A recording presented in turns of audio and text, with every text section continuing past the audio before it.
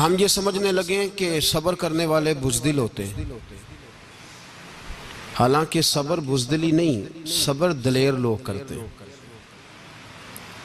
صبر دلیری، حکمت، تدبر، فقاہت، عقل مندی کی علامت۔ ہم کہتے ہیں صبر شاید بزدلی ہے، میں چپ کر گیا تو سامنے والا کہے گا اس کے پاس ہی کچھ نہیں۔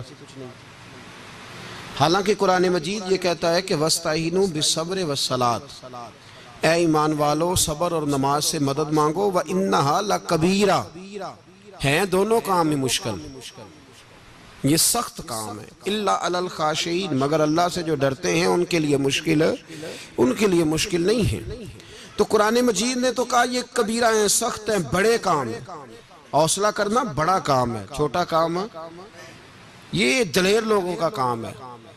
حوصلہ کرنا، جس آدمی میں حوصلہ پیدا ہو جائے نا، ساری دنیا اسی کی ہے، اس کا سب سے گزارا ہو جاتا ہے۔ وہ میرے کارواں ہیں، جس میں حوصلہ پیدا ہو گیا وہ لیڈر ہے، وہ سربراہ ہے، اس لیے کہ اس کا سب سے ٹائم گزرے گا۔ اور جو آدمی حوصلہ نہیں پیدا کرتا، صبر نہیں کرتا، اس کا تو ماں باپ سے وقت نہیں گزرتا، اپنے بال بچوں سے اختلاف ہو جاتا ہے، اپنے سگے بہن بھائی ان کے ساتھ۔ اس کی وجہ کیا ہے کہ حوصلہ نہیں، صبر نہیں، راضی بالرضا نہیں۔ جو آدمی سمجھ لے نا اللہ میرا رب ہے اور میرے حق میں جو کرے گا بہتر ہی کرے گا، وہ آزاد ہو گیا، وہ آزاد۔ جیم جان دا کچھ وسا نہیں ہوں، جان یار نو دے تے شاد ہو جا، اس سے دل دے ہیں فساد سارے، دل دلبر نو دے تے آزاد ہو جا، تے جیو رکھے عباد تے رو وسدا، تے جدوں کرے برباد ہو جا۔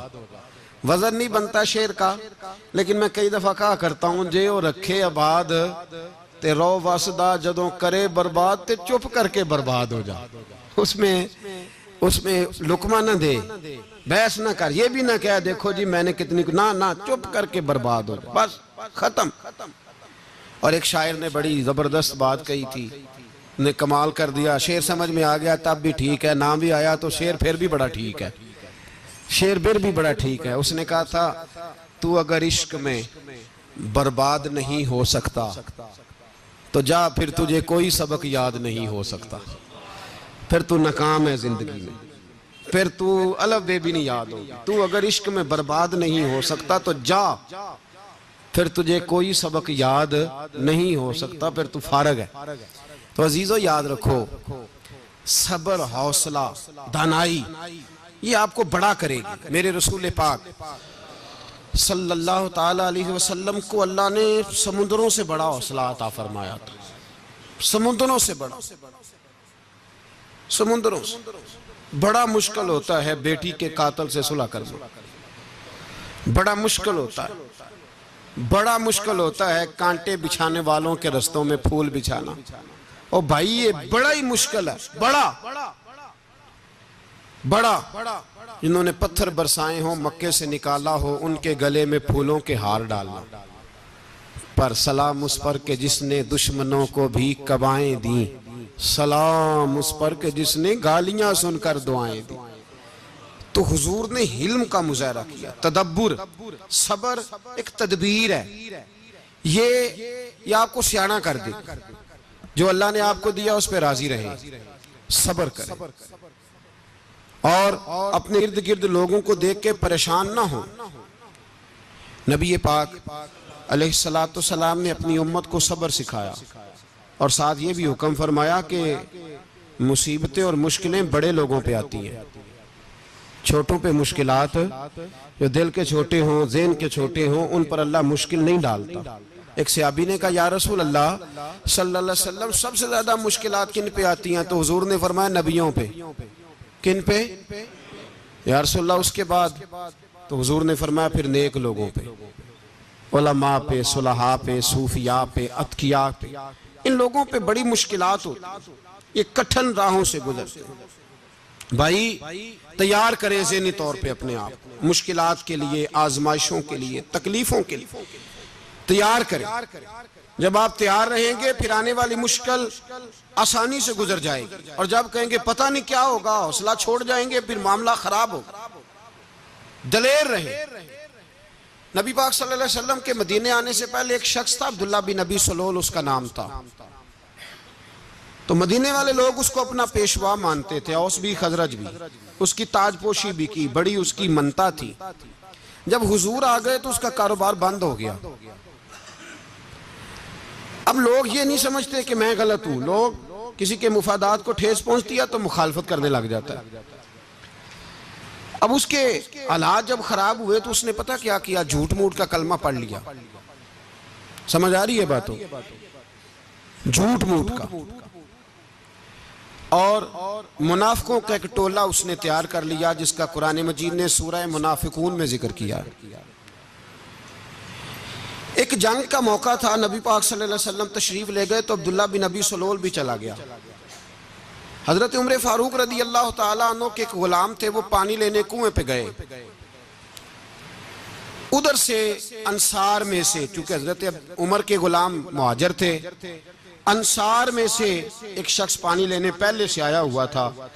پانی بھرنے میں کوئی اختلاف ہو گیا، جھگڑا ہو گیا، مار کٹائی تک نوبت آ گئی. حضرت عمر کے غلام نے کچھ چیز مار دی، اس شخص کو زخمی ہو گیا. اس نے پکارا، عبداللہ بن ابی سلول نے سمجھا کہ موقع اچھا ہے، دوڑا ہوا آیا اور آ کر اس نے کہا انصار مدینہ بھاگ کے آؤ، جلدی آؤ. اور بڑے غلط جملے استعمال کیے. کہنے لگا اگر ان لوگوں کو تم اپنا بچہ کچا کھانے کو نہ دیتے مہاجروں کو تو آج یہ تمہارے سر پہ نہ بیٹھتے. معاذ اللہ، ایسی باتوں پہ کہا کرے. بولے یہ روز مرہ کی گفتگو میں عادت بنائیں، کوئی ایسی بات کرنی ہو تو معاذ اللہ استغفر اللہ کہہ کے کرنی چاہیے. اس نے کہا کہ معاذ اللہ اب ان کو بچہ کچا نہ دیں تو یہ ہمارے سر پہ نہ بیٹھتے. شور کیا اس نے. ہمارے ہاں بھی سیانے بندے پنچایت کے لوگ وہ کہتے ہیں تو اس برادری کے بچے سے ہی مار کھا ہے، پتہ ہی نہیں چلا، جا اسے مار کے آ، سر پھاڑا، یہ کار پھوڑ دے اس کا سر اور دیکھ میں دیکھ لوں گا بعد میں جو ہوگا. یہ عقل مند لوگوں کے مشورے نہیں، یہ جاہل لوگوں کے مشورے. ناراض نہ ہونا، پر یہ نبی پاک صلی اللہ علیہ وسلم نے فرمایا ہے، حضور کا فرمان ہے. یہ کن لوگوں کا کام ہے؟ بول کے بتائیں، بول کے. پڑھے لکھے سیانے بندے اس طرح کے مشورے یہ بالکل نہیں دیتے، جاہلوں کا کام. پکارا، مہاجر سارے اکٹھے ہو گئے، انصار سارے آ گئے. اور جب انصار آئے تو مہاجرین کو بھی پکارا، مہاجر بھی آ گئے. اب وہ گتھم گتھا ہونے لگے تو کسی نے جا کے محبوب پاک کے کان میں کہا یا رسول اللہ وہاں تو مہاجر انصار لڑنے لگے. وہ پرانی لڑائیاں پھر سے جاگ گئی ہیں. نبی پاک تشریف لائے، حضور نے وہاں لفظ بیان کیے، فرمایا یہ تم نے کیا جاہلوں جیسا کام شروع کیا ہوا ہے؟ یہ کون سا کام ہے؟ اللہ کرے ہم سب اس کام سے باز آ جائے، آمین تو کہنا. اور تو اس برادری دے منڈے کوئی مار کھائیں. برادری کیا ہوتی ہے؟ برادری تو تعارف کے لیے. اونچ نیچ کہاں سے آ گئی؟ کہا میرے رسول پاک علیہ السلام نے فرمایا تم جاہلوں جیسے کام کر رہے ہو. صلح کرائی، بات رفع دفع کرائی، لوگ چلے گئے، معاملہ ٹھنڈا ہو گیا. لیکن عبداللہ بن سلول نے کہا کہ میں یہ موقع خالی نہیں جانے دوں گا. پھر گیا وہ اور جا کے انصار مدینہ سے کہنے لگا ایک دفعہ جا لینے دو مدینے، تم نے میری بات نہیں نہ سنی تو جو وہاں بڑے سردار بیٹھے ہیں ان سے بات کروں گا، اور معاذ اللہ ثم معاذ اللہ ہم ان بے عزت لوگوں کو مدینے سے نکال دیں گے، وہاں صرف عزت والے رہیں گے. یہ غلط جملے اس نے ادا کیے جس کو قرآن پاک نے سورہ منافقون میں بیان فرمایا ہے. اس نے یہ بات کی. ایک صحابی تھے حضرت زید رضی اللہ تعالیٰ عنہ، وہ سن رہے تھے. آ کے عرض کی یا رسول اللہ صلی اللہ علیہ وسلم عبداللہ بن ابی سلول تو اس طرح کہہ رہا ہے کہ مدینے جا کے عزت والے دوسروں کو نکال دیں گے، اور تم اگر اپنا بچہ انہیں نہ دیتے تو معاذ اللہ آج یہ ایسا نہ کرتے. حضرت عمر نے بھی سن لیا.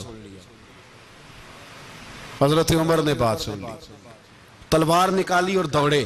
حضور نے بازو پکڑا، فرمایا کدھر جا رہے ہو؟ کہا یا رسول اللہ اگر آج سزا نہ دی تو کل اور بات بھی کرے گا.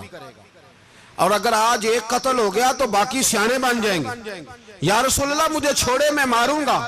حضور نے فرمایا عمر چپ کر, وہ جھوٹ موٹ کا کلمہ پڑھتا ہے, لوگ کہیں گے کہ محمد ابن عبداللہ نے اپنے ساتھی مارنے شروع کر دیے.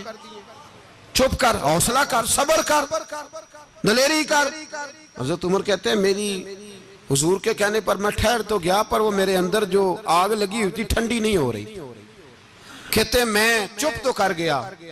نبی پاک علیہ السلام نے پوچھا عبداللہ بن نبی سلول سے, تو نے یہ کہا ہے؟ کہنے لگا شابک اللہ, میں نے بات ہی نہیں کی. نا اب لوگ کہنے لگے کہ زید تو نوجوان ہے, تو یہ بوڑھا آدمی ہے, چلو صحیح کہتا ہوگا. حضور بھی خاموش ہو گئے. اللہ پاک نے قرآن مجید نازل فرما دیا. فرمایا اللہ نے سن لی ان کی بات جنہوں نے یہ کہا ہے. اور پھر لفظ بڑے حسین ہے. فرمایا یہ کہتے ہیں ہم عزت والے ہیں؟ نہیں, وَلِلَّهِ الْعِزَّةُ وَلِرَسُولِهِ وَلِلْمُؤْمِنِينَ. فرمایا عزت تو اللہ کے پاس ہے, اللہ کے رسول کے پاس ہے, اور عزت تو مومنوں کے پاس ہے, مومنین کے پاس عزت ہے. یہ قرآن پاک نے سارا مضمون بیان کر دیا کہ عبداللہ بن نبی سلول غلط کہتا ہے اور حضرت زید صحیح کہتے ہیں. حضور نے کچھ نہیں فرمایا, جا رہا ہے قافلہ.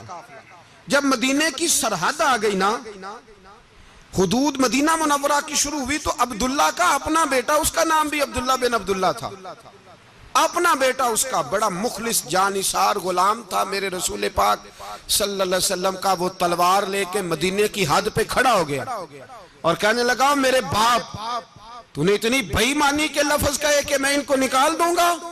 کہے اپنی زبان سے کہ میں ذلت والا ہوں, رسول پاک کو اللہ نے بڑی عزت عطا فرمائی, کہے ورنہ میں تیری گردن کاٹ دوں گا. بول, کہے حضور بھی عزت والے اور نبی پاک کے غلام بھی عزت.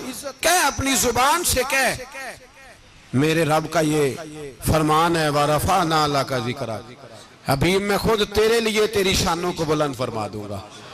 تو کہے تو دشمن ہو کے کہنے لگا میرے بیٹے مجھے معاف کر دے, مصطفیٰ تو بڑی عزتوں والے ہیں, ان کے غلام شانوں والے.